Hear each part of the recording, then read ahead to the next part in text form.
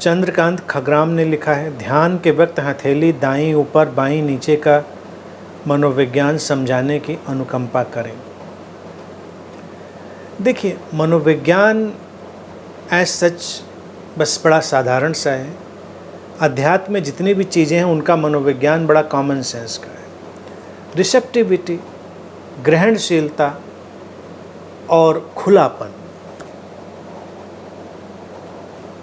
आप अगर हाथ आसमान की तरफ खोलते हैं तो यह आपकी ओपननेस का, खुलेपन का परिचायक है, और हमारी बॉडी लैंग्वेज से वो हमारे अंदर परिलक्षित भी होता है। जैसे हम चिंतित हैं तो सिर पकड़ के बैठ जाते हैं, ये बॉडी लैंग्वेज है। तो इसी तरह से अगर हम क्लोज हैं तो ऐसे करके बैठ जाते हैं। कोई व्यक्ति हमें पसंद नहीं, तुरंत हम हाथ बांध के बैठ जाते हैं। ये क्लोज कर लेना है। लेकिन एक खुलना है, जैसे कोई हमें बहुत पसंद है तो हम हाथ खोल के उसका स्वागत करने के लिए तैयार हो जाते हैं, गले लगाने के लिए तैयार हो जाते हैं। तो इसी तरह से हाथ ऊपर खोला तो ये ग्रहणशीलता है, मुट्ठी बांधी तो ये बंद एटीट्यूड है। इसी तरह से अब जैसे हम ये मानते हैं, और ये भी देखा जाए तो एक मान्यता है, मान्यताएं बदली भी जा सकती हैं, लेकिन मान्यता चली आ रही है प्रोग्रामिंग में तो ठीक है, उसको वैसे ही चलने। उसके कुछ कारण भी हैं, हमारे जो बॉडी के पैटर्न हैं उनके हिसाब से। अगर हमने एक हथेली खोली तो उसमें ग्रहणशीलता हमने पैदा करी, खुलापन, रिसेप्टिविटी पैदा करी।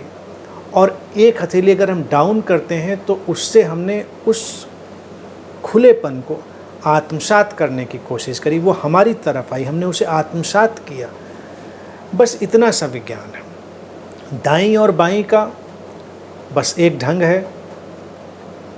अब पूछा कि बाईं नीचे क्यों, दाईं ऊपर क्यों? क्योंकि इसमें देखिए हमारा जो ट्रेडिशनल ढंग रहा है, बॉडी लैंग्वेज में भी हमारे लेफ़्ट हेमिस्फीयर और राइट हेमिस्फीयर का रोल रहा है। कि हम आज विज्ञान के तौर से जानते हैं कि हम कुछ रिएक्शन बाईं तरफ से करते हैं, कुछ रिएक्शन दाईं तरफ से करते हैं। तो ये जो बाएं और दाएं का सारा खेल है, इस पर ये सब मुद्राएं निर्मित होती हैं। योग ने भी बहुत मुद्राएं निर्मित करी हैं। तो वो मुद्राएं ये हैं कि एक जो हिस्सा है हमारा तर्कशील है, एक हिस्सा भावशील है। तो हम जो क्रियात्मक पक्ष है, जो सक्रिय पक्ष है, उसको हम एक्टिव कर देते हैं, ओपन कर देते हैं। और जो अंतर्मुखी है, इंटरनल है, जो हमको अंतर्मुखी बनाता है, जैसे हमारा लेफ़्ट साइड जो है ब्रेन के राइट साइड से जुड़े होने के कारण थोड़ा अंतर्मुखी हो जाता है। तो बायां जो ढंग है वो फेमिनिन भी है, फेमिनिन मिस्ट्री से भी उसका ताल्लुक़ है। इसीलिए भारतीय परंपरा में अक्सर जो पत्नी है, स्त्री है, उसको वामांगी भी बोला गया है। वामांगी बोलने का मतलब जो हमारे शरीर के बाईं तरफ स्थित है। बाईं तरफ स्थित है यानी कि वो एक फेमिनिन मिस्ट्री है, वो एक प्रतीक्षा की घटना है, सृजन की घटना है। But it's all play.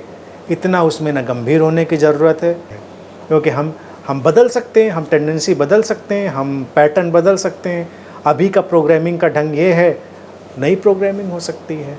तो ये केवल बस इसीलिए है। और कोई भी ऐसी चीज़ें होती ना, वो एब्सोल्यूट नहीं होती। एक चीज़ हमेशा ये ध्यान रखें, वो इतनी एब्सोल्यूट नहीं कि वो ऐसी ही हैं। उनके कुछ कारण हैं, कुछ तर्क हैं, लेकिन कारण और तर्क बदले भी जा सकते हैं।